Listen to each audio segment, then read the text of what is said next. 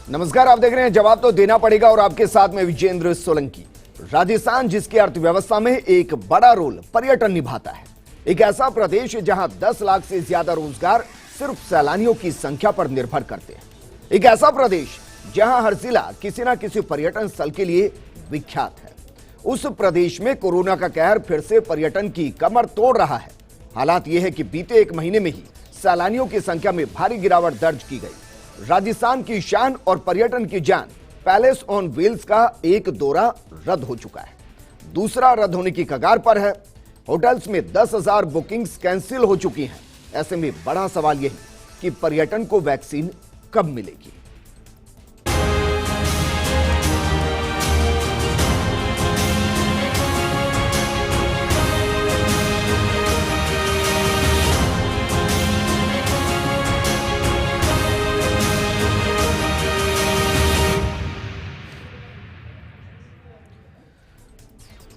इस मुद्दे पर बात करने के लिए बेहद खास पैनल हमारे साथ मौजूद है, लेकिन उससे पहले एक रिपोर्ट आपको दिखाते हैं। जरा समझिए राजस्थान पर्यटन के हाल कोरोना की वजह से कितने बेहाल हो चुके हैं।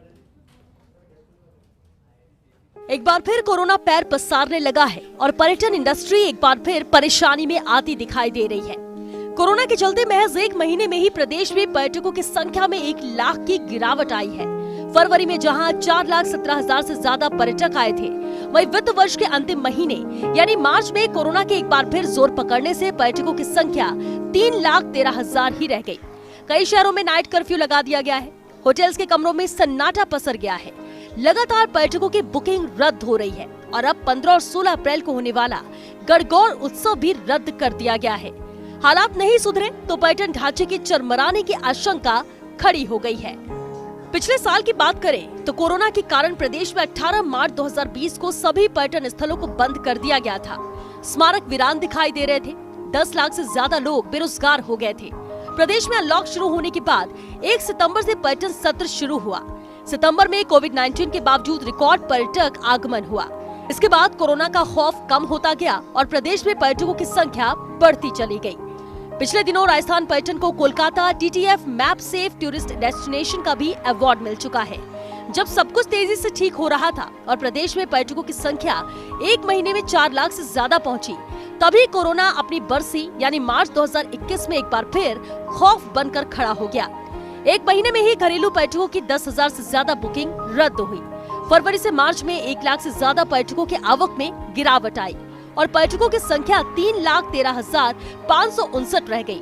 इनमें से भी अकेले जयपुर में 2,73,000 से ज्यादा पर्यटक आए, जबकि राजस्थान के बाकी जिलों या स्मारकों पर पर्यटकों की संख्या महज 40,000 ही रही। पर्यटन उद्योग इस बात की उम्मीद लगाए बैठा था कि नया वित्त वर्ष शुरू होने तक हालात सामान्य हो जाएंगे, लेकिन हुआ ठीक उल्टा। जब पर्यटन उद्योग इस उम्मीद में था कि अंतर्राष्ट्रीय उड़ानें शुरू होंगी, विदेशी पर्यटक आएंगे, उसी समय दोबारा कोरोना के जोर पकड़ने से ये उम्मीद धराशायी हो गई। अंतर्राष्ट्रीय पर्यटकों के अभाव में पैलेस ऑन व्हील्स पर भी संकट के बादल मंडराने लगे हैं। कोरोना के चलते पैलेस ऑन व्हील्स का एक पूरा सत्र रद्द करना पड़ा और दूसरा सत्र भी नहीं हुआ तो पैलेस ऑन व्हील्स के भविष्य पर ही सवालिया निशान लग जाएंगे।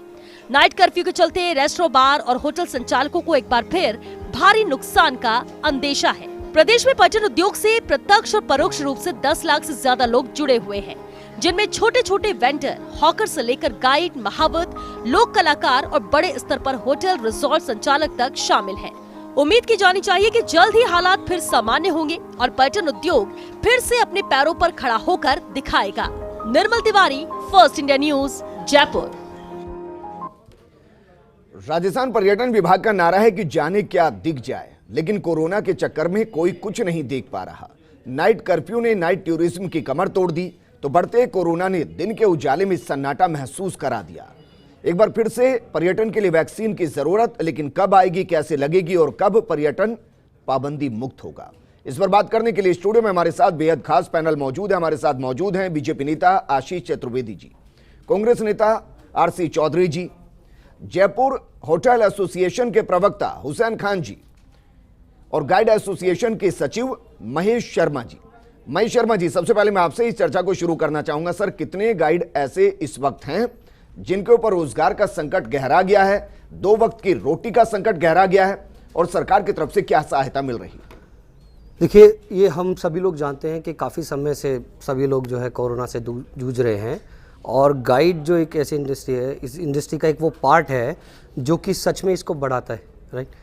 परेशानी तो ये है कि आश्वासन मिलने के बावजूद भी जो है बहुत सारे जो है आश्वासन मिले, बट गाइडों को कोई सहायता नहीं मिली जी। मैटर ये नहीं है कि सहायता नहीं मिली, हम लोग हमारी सरकार के साथ खड़े हैं, सरकार जो भी कर रही है वो अच्छा कर रही है। बस उम्मीद यही है कि आने वाले समय में जो संकट आएगा, अभी तक तो हमने निभाया, वो हमारा धैर्य था, बट अब कैसे आगे आने वाला जो समय है वो हम निकालेंगे, वो एक सबसे बड़ा चैलेंज है गाइड्स के लिए। राजस्थान में कितने गाइड्स हैं? सर ऑलमोस्ट 10,000 से ज़्यादा गाइड्स है इंटायर राजस्थान के अंदर में जी। और सभी की जो है हालत वो, क्योंकि जो गाइड जो एक इंडस्ट्री है वो एक ऐसी है कि जो हमारे समाज के तबके को 3 पार्ट में बांटा गया है। जो मिडिल तबका है गाइड उसमें आता है, और ये हम सभी लोग जानते हैं कि ऊपर वाले को और नीचे वाले को फिर भी एडजस्ट करने में कोई वो नहीं होगा, बट मिडिल तबका बहुत स्ट्रगल कर रहा है इस टाइम। ठीक है हुसैन खान जी, एक वक्त ऐसा आया था कि सभी होटल्स के अंदर सन्नाटा पसरा रहा, लेकिन जैसे जैसे कोरोना खत्म हुआ होटल्स के अंदर रौनक वापस लौटी थी, लेकिन अब फिर से कोरोना के बढ़ने के साथ सन्नाटा दिखाई दे रहा है। सर, कितना नुकसान बीते 1 साल में हुआ और अब किस तरीके के डर आपको लग रहे हैं? जब से कोरोना का असर कम होता गया, होटल का व्यवसाय शुरू हुआ और उस व्यवसाय में जो बढ़ोतरी हुई वो करीब हम मान के चलते हैं कि 30 से 35% के करीब हुई, और हमारे बिजली के बिल, पानी के बिल, अन्य बिल की हम पूर्ति करने में कहीं न कहीं उस लेवल में आए। ठीक है। और उसी दौरान ये नया संकट पैदा हुआ। अब आपका कहना है कि 10 लाख लोग इस उद्योग से जुड़े, मैं कह रहा हूं 10 लाख लोग तो केवल होटल उद्योग से जुड़े हुए हैं। टोटल प्रत्यक्ष अप्रत्यक्ष लोगों की अगर हम बात करेंगे तो पर्यटक क्षेत्र से 50 लाख लोग राजस्थान से जुड़े हुए हैं। ठीक है। और प्रति माह जब से कोरोना शुरू हुआ है, केवल होटल में 1000 करोड़ का प्रति माह नुकसान हुआ है, और अब अगर पूरे पर्यटक क्षेत्र की बात करेंगे तो करीब करीब 3500 करोड़ का नुकसान हुआ है, और भारत के पूरी बात करेंगे तो 5 लाख करोड़ का नुकसान इस क्षेत्र को हुआ है जी। अब बात रही पर्यटकों की, तो विदेशी पर्यटकों की तो हम बात सोच भी नहीं सकते। अगर हम कहीं सोचते हैं कि 1-आधा% अगर हिम्मत करके आ गए तो ठीक बात है, लेकिन विदेशी पर्यटकों की तो अभी आवक ही शुरू नहीं हुई थी, क्योंकि वो देश भी सभी कोरोना के नीचे दब चुके हैं और उनकी आर्थिक स्थिति चरमरा गई है। इसलिए उनकी आर्थिक स्थिति इस तरीके से चरमरा गई कि उनके खाने पीने की व्यवस्था भी बड़ी मुश्किल से हो रही है, इसलिए उनका विदेशों में पर्यटक के लिए जाना बड़ा मुश्किल है। अब बात रही भारतीय पर्यटक की, तो भारतीय पर्यटकों का हमारे आना शुरू हुआ था,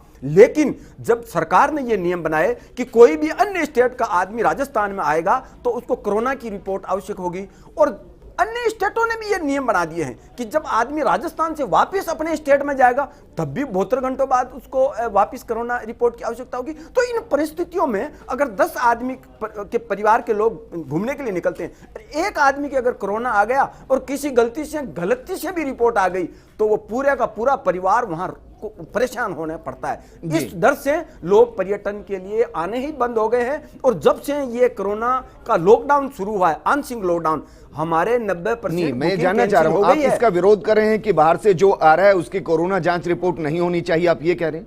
हम ये कहते हैं कि इन नियमों में शिथिलता देना चाहिए। जैसे शिथिलता यह देना चाहिए कि जब कोई आदमी बॉर्डर पे इंटर करता है तो जैसे आपने पहले जांच किया करते थे कि आपके पास में थर्मामीटर होता था, आप उसे जांच करते थे, अगर आपको ऐसे लक्षण दिखते हैं तो आप उस परिवार के हित के लिए आप उसको मना करेंगे तो वो नहीं आएगा। लेकिन जब आप इतने स्ट्रिक्ट नियम बनाते हैं कि बॉर्डर पर पुलिस खड़ी है और लोगों में इस टाइप का भय एक टाइप का व्याप्त होता है, तो निश्चित रूप से इस सेक्टर को मैं आपको बताऊंगा 5% भी बुकिंग हमारे नहीं बची है। जो 30-35% एक महीने पहले थी, अब 5% भी नहीं। ठीक है, तो ये भी बता दीजिए सर, कितनी बुकिंग कैंसिल हो चुकी है बीते 1 महीने में? मैं आपको बताऊं कि हम मान के चलते हैं कि हमारे कम से कम 7 से 8 लाख बुकिंग है, तो यहां बुकिंग कैंसिल हुई है, और उसके अंदर में वो बड़ी शादियां जो बंबई के, दिल्ली के और अन्य शहरों के लोग जो राजस्थान में आके शादियां करते हैं, जिन लोगों ने 200 लोगों से ज्यादा या 200 तक के कार्ड बांटे थे शादी के लिए,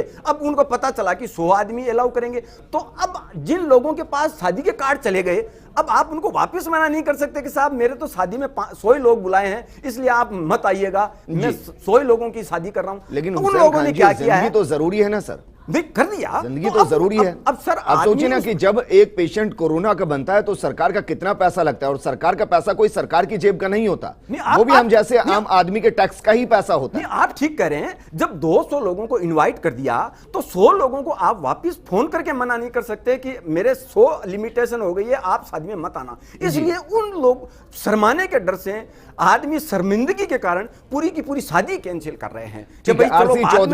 आरसी चौधरी जी, राजस्थान मतलब पर्यटन अर्थव्यवस्था में एक बड़ा किरदार निभाता है। अब राजस्थान को भी बचाना है, रोजगार को भी बचाना है। आपको लगता है कि इससे आगे और सख्ती कर दी जाएगी अगर कोरोना कंट्रोल नहीं हुआ तो? विजेंद्र जी, निश्चित रूप से राजस्थान की चाहे टूरिस्ट इंडस्ट्री हो चाहे एग्रीकल्चर हो, बहुत से बड़े सेक्टर हैं, लेकिन टूरिस्ट इंडस्ट्री से जुड़े हुए तमाम जो लोग हैं, और राजस्थान का जो आतिथ्य है वो अपने आप देश ही नहीं दुनिया को आकर्षित करता है। जिस प्रकार से कोरोना को लेकर राजस्थान ने मैनेजमेंट किया, और जिस प्रकार से जैसे ही लॉकडाउन खत्म हुआ, मार्केट ओपन हुआ, आपने देखा कि जिस प्रकार से टूरिस्टों की संख्या बढ़ी, तो इसके अंदर कहीं ना कहीं कोरोना को लेकर राजस्थान का मैनेजमेंट का एक महत्वपूर्ण रोल था, और डोमेस्टिक जो टूरिस्ट थे वो सबसे ज़्यादा थे। लेकिन आज जो हालात हो रहे हैं, मुझे एक वक्तव्य याद आता है, फरवरी 2020 का रतन टाटा जी ने दिया था, जब आप जैसे किसी पत्रकार ने उनसे पूछा कि ये 2020 का आर्थिक जगत के लिए कैसा रहेगा, उन्होंने कहा ये जो 2020 है वो आर्थिक जगत के लिए नहीं, ये जीवन के लिए वर्ष है। इसलिए उस त्रासदी से हम निकल के और इस जगह पे पहुंचे, एक इसमें सभी का बड़ा महत्वपूर्ण योगदान रहा, चाहे वो इस प्रदेश के लोग हो, चाहे भामाशाह हो, चाहे तमाम किसी दूसरे संस्थानों से जुड़े हुए लोग हो।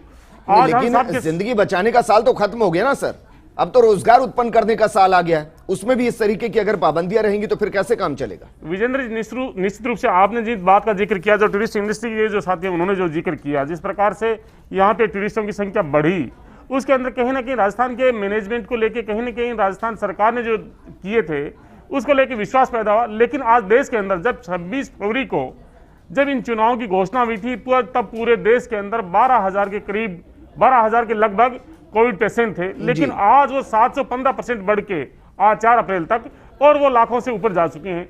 अब जिन राज्यों से जो आ रहे हैं, निश्चित रूप से हमारे लिए चुनौती है, लेकिन जीवन की कोई कीमत नहीं हो सकती। हम सब मिलकर इस आपदा से लड़ेंगे, राजस्थान को सुरक्षित रखेंगे, और वापस हमारे जो संस्थान हैं, इंडस्ट्रीज हैं, उनकी पटरी को हम दौड़ाएंगे। अब ये कह रहे हैं जिंदगी बचाने के लिए लॉकडाउन लगाना पड़ा तो फिर से लगा देंगे?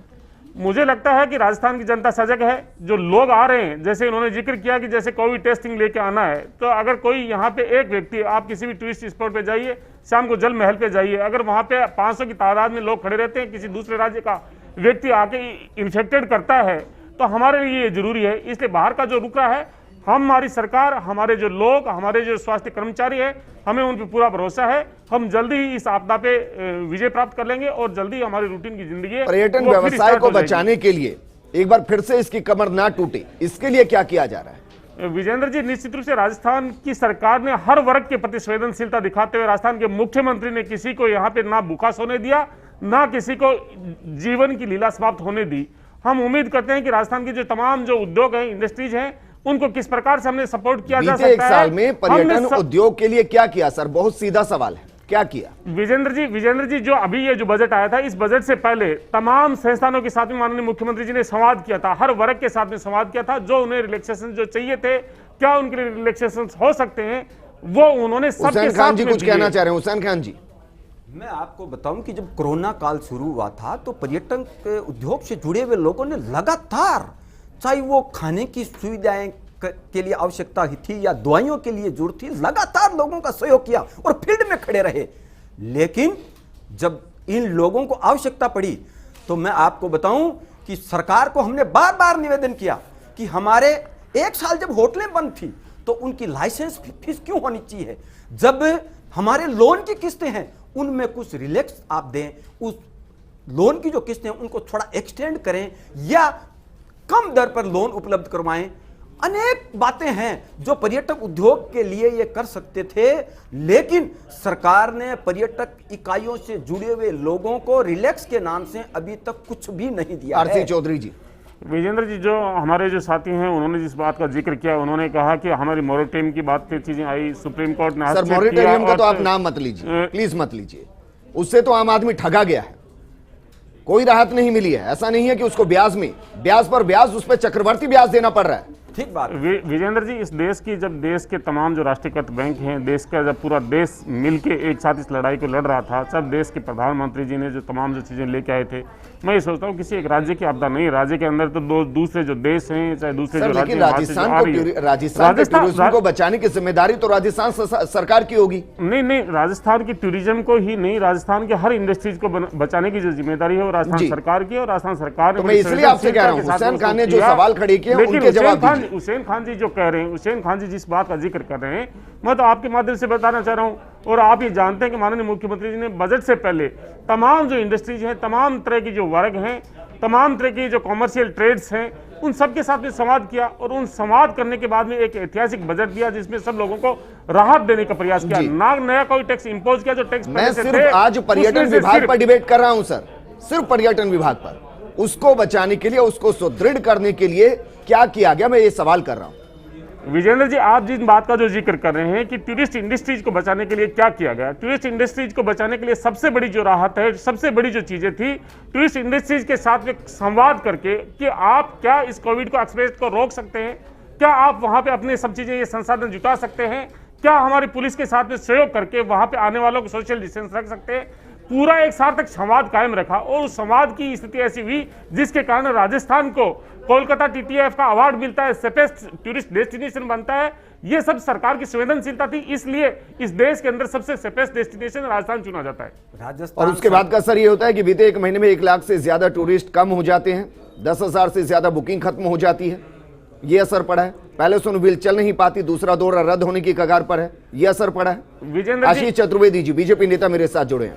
आशीष जी, देखिए मैं सिर्फ राजस्थान के लिए बात कर रहा हूं, और राजस्थान में भी पर्यटन विभाग या कहें कि पर्यटन जो एक बड़ा कारोबार राजस्थान में है, मुश्किल से पैरों पर खड़ा होने लगा था, एक बार फिर से लड़खड़ाता हुआ नजर आया।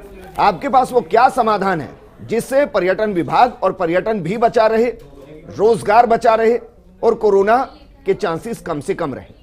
देखिए विजेंद्र जी, राजस्थान अपनी विविधता के कारण और ऐतिहासिक महत्व के कारण एक बहुत ही प्रमुख डेस्टिनेशन है। काफ़ी घरेलू पर्यटक और विदेशी पर्यटक राजस्थान को अपना एक इम्पॉर्टेंट डेस्टिनेशन मानते हैं और यहाँ पर आते हैं। अभी जो आप आंकड़े दिखा रहे थे कि फरवरी में 4 लाख हुए और मार्च में 3 लाख से कम हो गए, आप देखिए कि हमको इसको राजनीतिक चश्मे से नहीं देखना चाहिए, क्योंकि अभी हमारा जो नारा है कि जान भी ज़रूरी है और जहान भी ज़रूरी है, तो हमको दोनों पे फोकस करना चाहिए। और मुझे ऐसा लगता है कि अप्रैल के जो आंकड़े आप आएंगे मई के अंदर, वो इससे भी भयावह होंगे, क्योंकि मुझे लगता है कि पर्यटन की दृष्टि से अब कोई आ नहीं रहा है।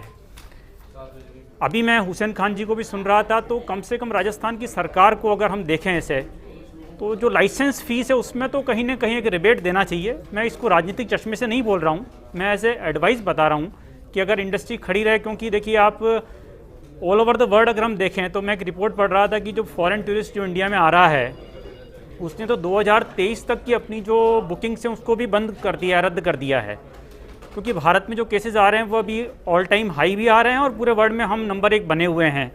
तो कोई भी इस स्थिति में भारत नहीं आना चाहेगा।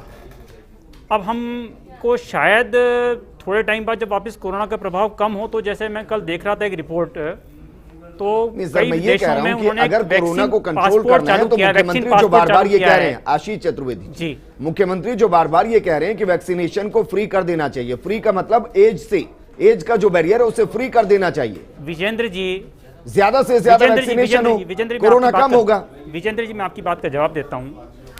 हमको भारत की स्थिति को समझना पड़ेगा। हमारी 135 करोड़ की आबादी है।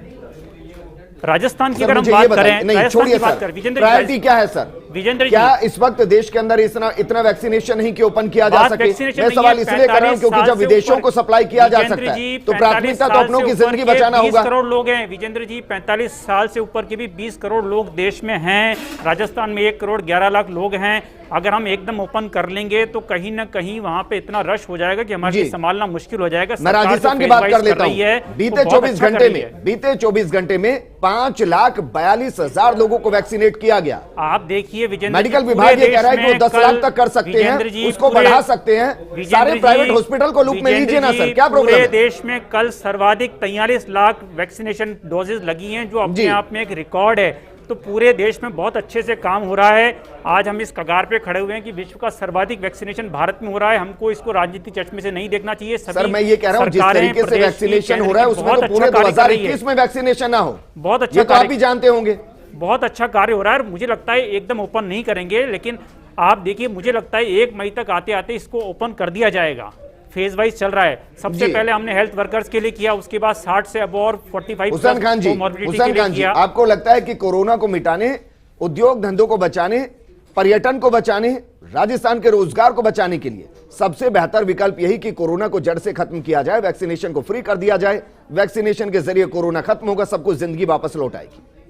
वैक्सीनेशन निश्चित रूप से फ्री कर देना चाहिए और लगता है आने वाले दिनों में मैंने देखा अभी कुछ 2-3 दिनों में जो अभी वैक्सीनेशन की जो अलग अलग क्लिनिक है वहाँ पर लंबी लंबी कतारें हैं, लोग जागृत हुए हैं, लोगों ने ये काम अब अच्छे आगे आके शुरू किया है। लेकिन मैं आपको एक निवेदन करना चाहता हूँ कि जैसे अभी हमारे साथी ने कहा कि हमने पर्यटक के लिए, पुलिस हेल्प के लिए ये किया वो किया, हम ये कहते हैं कि लगातार लाखों की तादाद में हमने लोगों को, नीडी लोगों को मास्क बांटने का काम किया। अब मुझे इतना बताइए कि क्या चाहिए सरकार से, क्या चाहिए कि पर्यटन जो राजस्थान का है, टूरिज्म जो राजस्थान का, वो बचा रहे? हम ये चाहते हैं सरकार से कि हमारे 25 से 30% होटलें तो अभी तक नहीं खुली है, वो बंद ही पड़ी है कोरोना काल से।